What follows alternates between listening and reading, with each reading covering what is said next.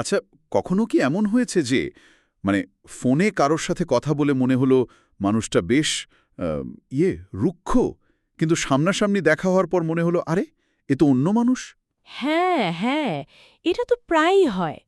শুধু গলার স্বর শুনে আমরা চট করে একটা ধারণা করে ফেলি। একদম। অথচ সেই মানুষটার হাসি, তার তাকানোর ভঙ্গি, হয়তোবা তার অঙ্গভঙ্গি কিচ্ছু দেখা যায় না ফোনে। ঠিক, ফোন একদিকে যেমন খুব পাওয়ারফুল যোগাযোগের মাধ্যম, অন্যদিকে কিন্তু ভুল বোঝাবুঝিরও একটা মস্ত বড় জায়গা। আমার এক পরিচিতের কথাই ধরুন, বছরের পর বছর ধরে তার ট্রাভেল এজেন্ট রানী তার সাথে শুধু ফোনে কথা হতো। আচ্ছা। তো ফোনে রানীর ব্যবহার ছিল বেশ কেমন যেন একটু কাঠখোট্টা, যান্ত্রিক। ভদ্রমহিলা বিরক্তই হতেন, হুম। ভাবছিলেন এজেন্ট বদলাবেন। কিন্তু একদিন কি একটা জরুরি দরকার পড়ল, টিকিট আনতে নিজে গেলেন রানীর অফিসে। প্রথমবার গিয়ে কি দেখলেন? গিয়ে তো তিনি অবাক। দেখলেন একজন ভীষণ হাসি খুশি, খুব আন্তরিক মহিলা বসে আছেন। খুবই সুন্দরভাবে সাহায্য করলেন তাকে। ফোনের সাথে কোনো মিলিনি, একদমই না। সামনাসামনি রানীর কই উষ্ণ ব্যবহার আর ফোনের ওই রুক্ষ ভাব, আকাশ পাতাল তোফাত। এই ঘটনাটাই কিন্তু আসল সমস্যাটা তুলে ধরে। ফোনে আমাদের নন ভার্বাল কমিউনিকেশন, মানে অঙ্গভঙ্গি, মুখের অভিব্যক্তি, এগুলো প্রায় অর্ধেকই বাদ পড়ে যায়। হ্যাঁ, ওই রানীর ক্ষেত্রে যেমন তার আন্তরিক হাসি বা মনোযোগ দিয়ে শোনার ভঙ্গি সবটাই ফোনে হারিয়ে গিয়েছিল। আর সে কারণে ব্যক্তিত্বের একটা বড় অংশ ঢাকা পড়ে যায়। ঠিক।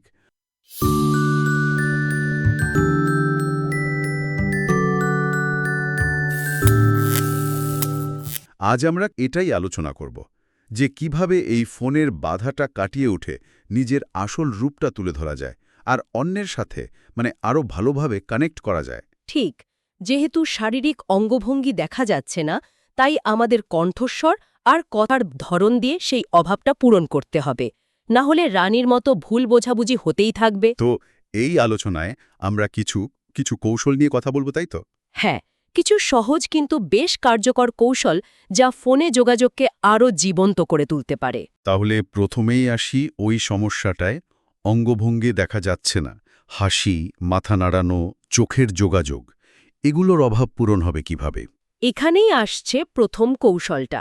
উৎসগুলোতে একে বলা হচ্ছে টকিং জেস্চার্স, মানে আপনার শারীরিক অঙ্গভঙ্গিগুলোকে শব্দে বলা। শব্দে বলা কিভাবে? ধরুন, আপনি কারো কথায় সায় দিচ্ছেন। সামনাসামনি হলে হয়তো মাথা নাড়াতেন। ফোনে সেটা বোঝাতে বলুন হুম বা বুঝতে পারছি অথবা ঠিক বলেছেন। ও আচ্ছা, অ্যাকশনটাকে ভাষায় প্রকাশ করা। একদম। ধরুন কেউ এমন কিছু বলল যা শুনে আপনি অবাক হলেন। চুপ না থেকে বলুন তাই নাকি, বা বলেন কি। ইন্টারেস্টিং। তার মনে মনে প্রশংসা না করে মুখে বলতে হবে এটা কিন্তু দারুণ আইডিয়া বা এরকম কিছু। ঠিক তাই। হাসিটাও, মুখে হাসি রেখে কথা বললে কণ্ঠস্বরে একটা উষ্ণতা আসে। সেটা তো ঠিক। আর প্রয়োজনে মুখেও বলতে পারেন শুনে খুব ভালো লাগলো বা বাহ এটা মজার ছিল। উদ্দেশ্য হলো আপনার অনুভূতিটা যেন কথার মাধ্যমে পৌঁছায়। আরেকটা জরুরি জিনিস মনে পড়ল, কণ্ঠস্বরের এনার্জি। বলা হয় যে ফোনে নাকি আমাদের গলার স্বরের জোর প্রায় ৩০% কমে শোনায়। হ্যাঁ, এটা সত্যি। তাই স্বাভাবিকের চেয়ে একটু একটু বেশি উৎসাহ নিয়ে কথা বলতে হয়। একটু যেন অভিনয় করতে হবে, রেডিও নাটকের মতো। ঠিক ওরকম না, তবে একটু প্রাণবন্ততা যোগ করতে হবে। ভাবুন, আপনার কণ্ঠস্বরটাই আপনার পুরো ব্যক্তিত্বকে বহন করছে। নিজের স্বাভাবিক অঙ্গভঙ্গি, যেমন হাসি বা হাত নেড়ে কথা বলা, সেগুলো বজায় রেখে কথা বললে এমনিতেই কণ্ঠে জোর আসে। আচ্ছা, বুঝলাম। তাহলে অঙ্গভঙ্গির অভাব পূরণের জন্য শব্দ ব্যবহার করতে হবে আর একটু বেশি এনার্জি যোগ করতে হবে। হ্যাঁ, এবার আসি কানেকশন বা সংযোগ তৈরির কথায়। ফোনে যে একটা দূরত্ব থাকে, সেটা কমানোর জন্যও কিছু উপায় আছে। যেমন নাম ব্যবহার করা, যাকে বলা হয় নিম শাওয়ার। ঠিক ধরেছেন। সামনাসামনি বারবার নাম বললে হয়তো একটু তোষামোদের মতো শোনাতে পারে, হ্যাঁ, একটু কেমন যেন লাগে। কিন্তু ফোনে এটা খুব কাজে দেয়।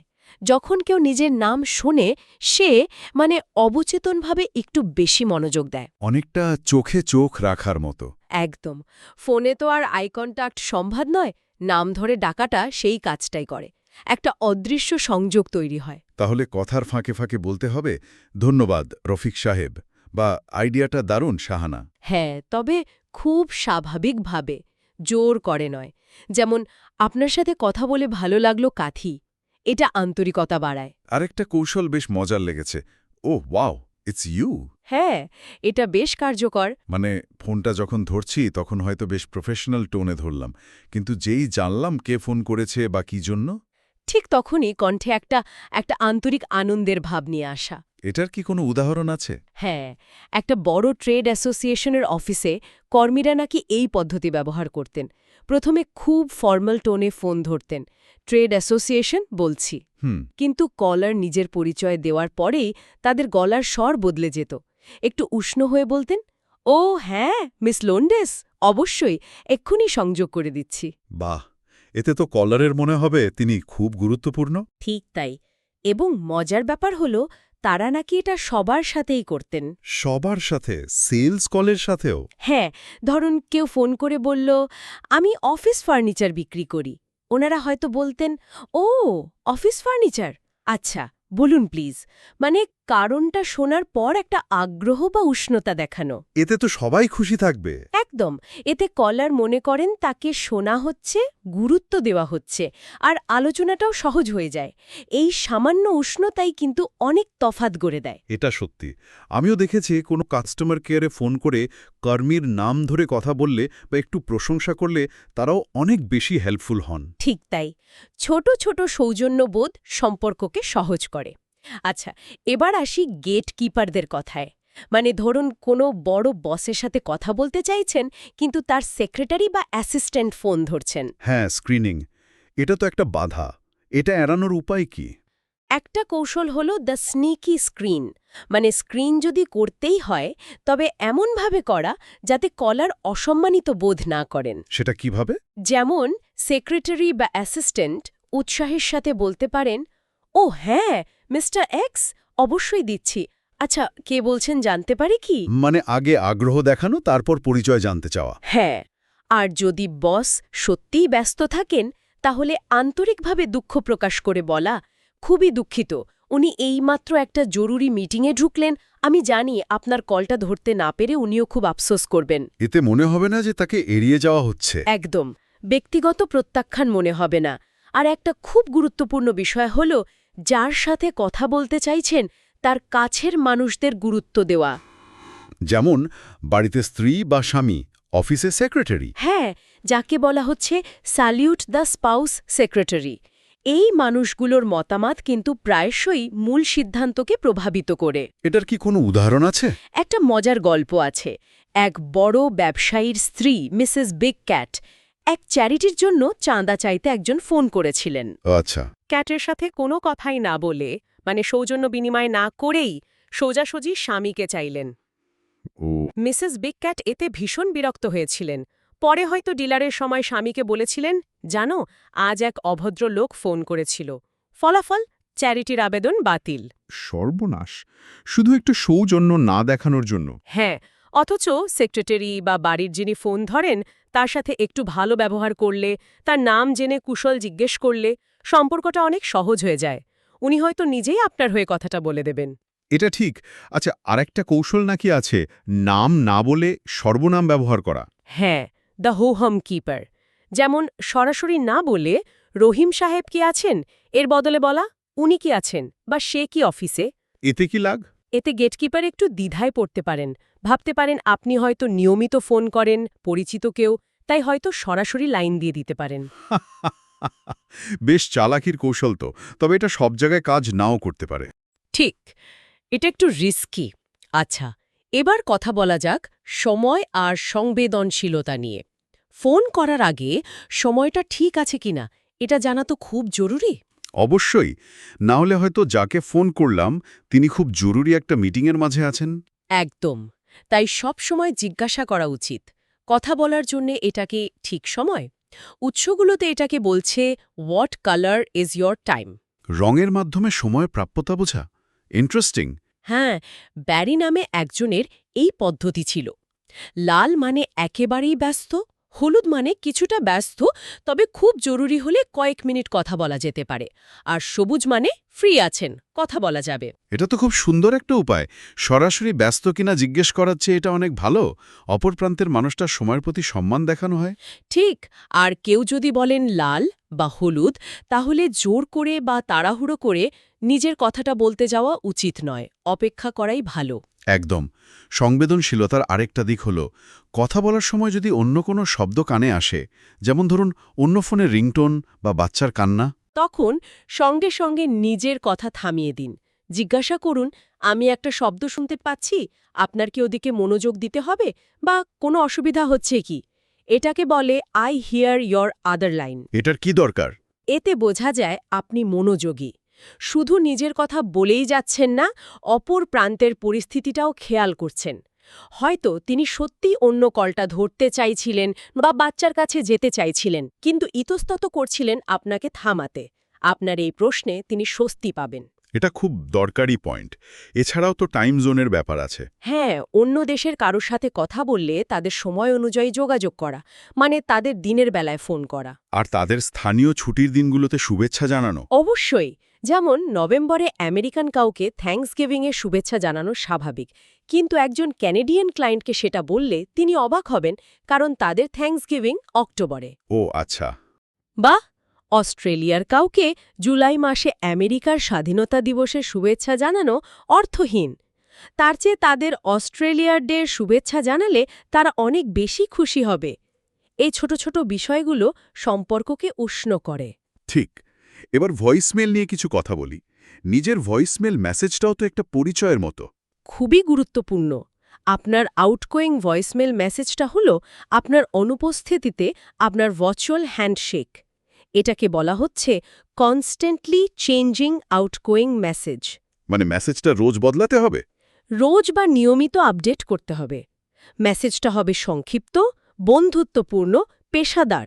ওই একঘেয়ে আমি এখন ডেস্কে নেই অথবা অন্য লাইনে ব্যস্ত আছি, এটা খুব সেকালে শোনায়। হ্যাঁ, বিশেষ করে মাঝরাতে ফোন করে এই মেসেজ শুনলে মনে হয় এটা নিশ্চয়ই সত্যি নয়।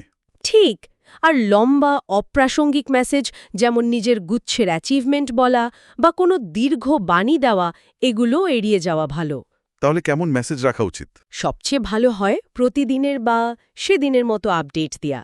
যেমন, নমস্কার, আজ বৃহস্পতিবার ৭ই মে, আমি দুপুর ৩টা পর্যন্ত ক্লায়েন্ট মিটিংয়ে থাকব। আপনার মেসেজ আর নম্বরটা রেখে দিন, আমি ফিরে যত দ্রুত সম্ভব যোগাযোগ করছি। ধন্যবাদ। এটা অনেক বেশি পেশাদার আর গোছানো শোনায়। একদম। মনে হয় আপনি আপনার কাজ নিয়ে খুব সিরিয়াস। আচ্ছা, আর যখন আমরা অন্যের ভয়েসমেলে মেসেজ রাখছি, সেটাকে নাকি বলা হচ্ছে 10 সেকেন্ড অডিশন।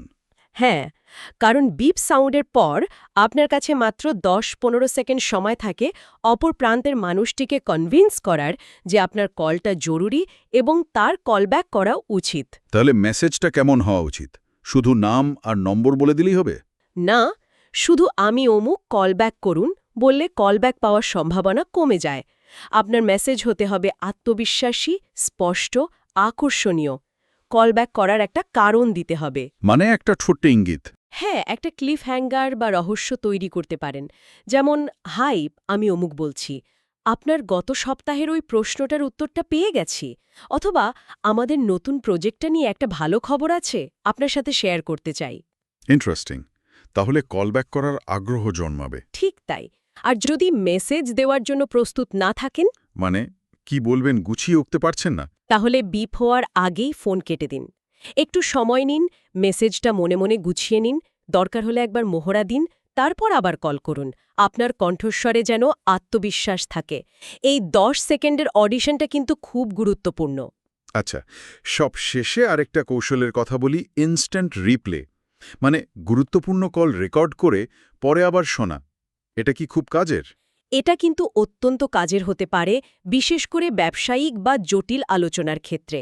তবে অবশ্যই আগে থেকে অপরপক্ষের অনুমতি নিতে হবে এবং আইনি দিকটা খেয়াল রাখতে হবে। রেকর্ড করে শুনলে কি লাভ? লাভ অনেক। প্রথমত, আপনি কথার সূক্ষ্ম মারপ্যাচগুলো ধরতে পারবেন, যা কথা বলার সময় হয়তো খেয়াল করেননি। যেমন কারো কণ্ঠস্বরের দ্বিধা বা আসল অনুভূতিটা। যেমন ওই বক্তার উদাহরণটা, যিনি ক্লায়েন্টের কণ্ঠের দ্বিধাটা ধরে ফেলেছিলেন। হ্যাঁ, ক্লায়েন্ট মুখে হ্যাক বললেও রেকর্ড শুনে বক্তা বুঝতে পারেন যে ক্লায়েন্ট আসলে হ্যান্ডআউট কপি করার প্রস্তাবে স্বচ্ছন্দ নন। তখন তিনি নিজেই প্রস্তাবটা ফিরিয়ে নেওয়ায় ক্লায়েন্ট খুব খুশি হয়েছিলেন। সম্পর্কটাও বেঁচে গিয়েছিল। বাহ, এটা তো দারুণ। এছাড়া তথ্য ঠিকঠাক নোট করার জন্য তো সুবিধা। একদম। জরুরি নাম, ঠিকানা, ফোন নম্বর, কোনো ডেটা এগুলো শোনার সময় ভুল হতে পারে বা লেখার সুযোগ নাও থাকতে পারে। পরে রেকর্ড শুনে নিশ্চিত হওয়া যায়। আর যদি কোনো টেকনিক্যাল টার্ম না বুঝি? সেটাও পরে শুনে জেনে নিয়ে আবার আলোচনা করা যায়।